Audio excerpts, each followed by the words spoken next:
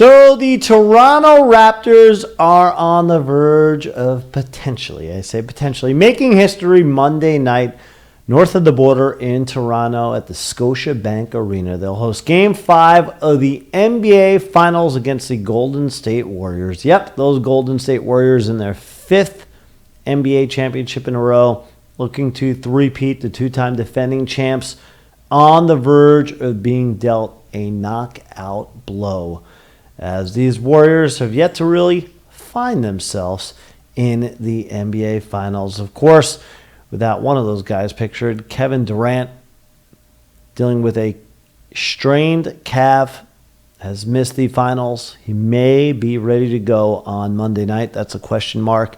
Will it be a case of too little, too late? We'll see. Klay Thompson made a spirited comeback from his injury in Game 4.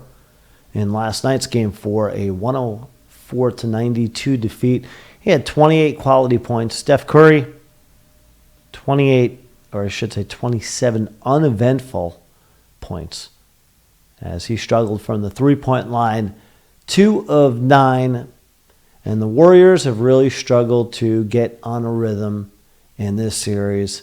Again, they trail 3-1. Now, on the flip side of things, it's the Raptors, who are one of 12 teams in the National Basketball Association to have never won a NBA championship. If they take care of business Monday night, they'd also become the first true international team to win what would be a true world championship and the Larry O'Brien Trophy in the National Basketball Association. So lots riding for the Raptors on Monday night. You can bet that Scotiabank Arena will be rocking, as will Jurassic Park. Love it. The outside area surrounding the arena, they have a big old party. Prior to the games, they win, they're going to have a big old party. Post-game Monday night, you bet your bottom dollar on that. It reminds me a lot, an arena setting of a tailgating setting at Arrowhead Stadium in Kansas City for some reason. Just that kind of rah-rah pageantry of professional sports shown there by the diehard fans in Toronto who are ready to celebrate. It's hard to believe that. I remember this guy, they call him Mighty Mite, the 5'10", diminutive Damon Stoudemire, the first ever draft pick for the Raptors back in 1995 when they came into the league as an expansion team. He was drafted 7th overall, named the NBA's Rookie of the Year. Had a pretty solid NBA career. Played like 3 or 4 seasons with the Raptors. Then it was the Vince Carter era, and then DeMar DeRozan, of course, and the San Antonio Spurs doing a little bit of wheeling and dealing as the Kawhi Leonard era has got underway. For hopefully in Toronto, they're looking beyond just 1 year. Of course, he's in the end of his contract, Mr. Leonard, in Toronto, and that's a matter for another day. But on tap Monday night, Leonard, who's been so fabulous in these finals, will hope to put the Raptors on his back one more time. How good has he been? Well, in the Game 4 victory at Golden State last night, 36 points, 5 for 9 from three-point land, finished 50% shooting overall in his field goals, perfect from the line. That's what I love about this guy. Textbook and fundamentally sound. 9 for 9. Who says that players don't hit their free throws anymore? Not Kawhi Leonard. Also, for good measure, 12 rebounds, 4 steals. And in the third quarter, the Raptors, who overcame a 4-point halftime deficit, really took over. As they outscored Golden State by 16, they scored 37 in the quarter, and Leonard was at his best, 17 of his 36 in the third. Also made history in joining this man, his Uranus. Michael Jordan in Game 2 of the 98 Finals against the Utah Jazz. What a great, say it one more time, great finals that was. Became the only player in NBA history to have more than 35 points and no turnovers. He had 37. Last night, Leonard had 36 and no turnovers to join the legendary Michael Jordan, who, for my opinion, this is another story for another day that I can talk about here on my YouTube channel. He was the greatest player in NBA history, bar none. And by the way, thank you for joining me here on the channel. My name is Matt Levine. Please go ahead and subscribe, like the video, and check out 954sports.com. Thank you so much in advance for doing so. Now, how good have the Warriors been?